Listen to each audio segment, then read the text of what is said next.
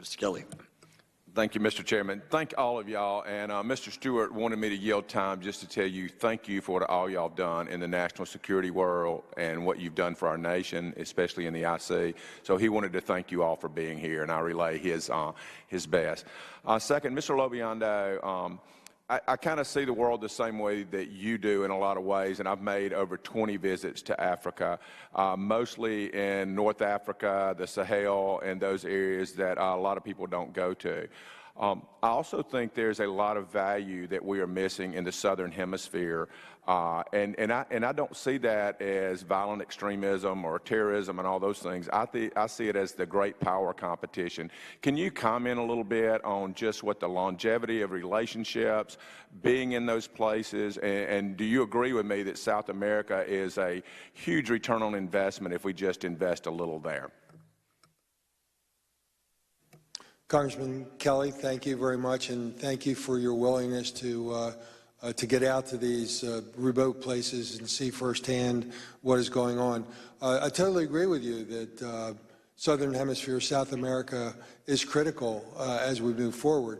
Our challenge, or your challenge now, as committee members, is you have limited time to travel. And how do you pick where you go to get the biggest bang for your buck with information gathered as you come back? I know that I had several trips into Colombia and South America. They were always very enlightening and informative. I chose to focus more on the African continent because it seemed like the challenges there from the terrorist groups and from an intelligence standpoint were much greater than they were in South America. But it's all important.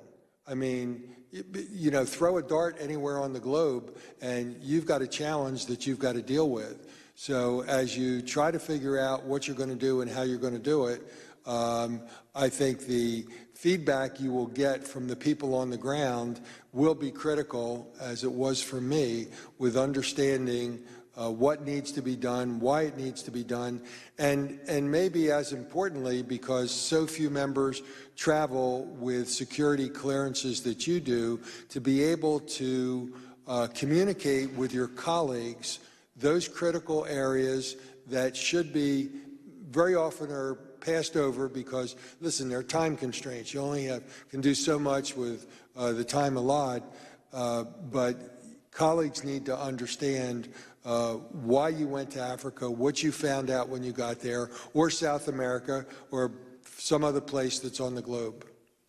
And then this is for all of y'all. Listen, we're losing the PR fight to retain 702 and our FISA authorities. And each of you know how valuable that is to protecting America. Unfortunately, the acts of a few bad people have tarnished the whole thing. And I don't think people understand how small a percentage that is. But any is too many. So I say that. So some of y'all have mentioned, I've been in the military my whole life, my whole adult life, and there's a uniform code of military justice. When you do things that are outside the scope, you are punished for that. There is no such thing in the IC. That is one of the things I think that can help with 702. When somebody either recklessly or intentionally abuses the process, they should have consequences to that. But other than that, well, each of you real quickly, just give me one or two things that may help us convince the American people that FISA or 702 is good. What can we change or reform?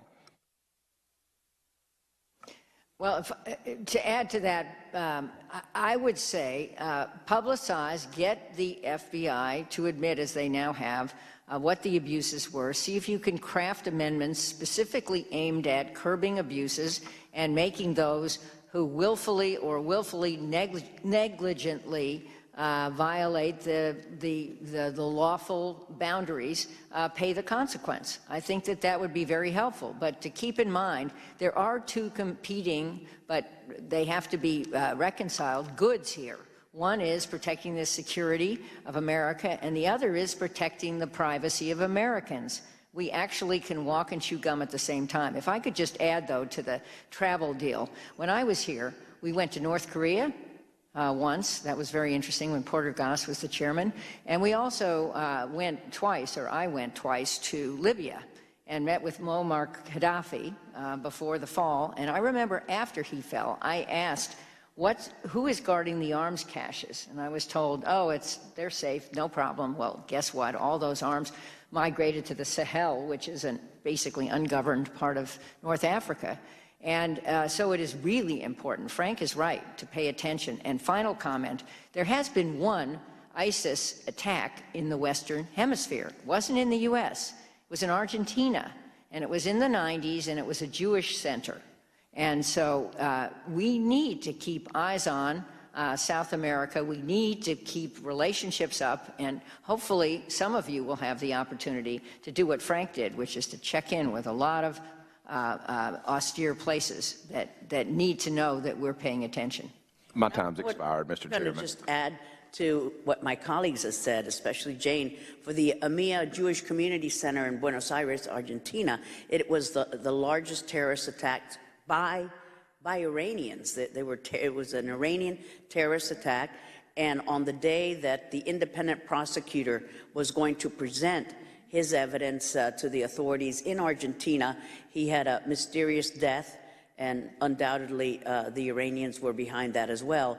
And we will never know what went behind that operation, but clearly Iranian thumbprints were all over that terrorist attack, and where hundreds of innocent Argentinians, including children, because they attacked a daycare center at the Jewish Community Center, died that day. And we're about to commemorate another sad anniversary in just 2 weeks of that bombing, the greatest threat.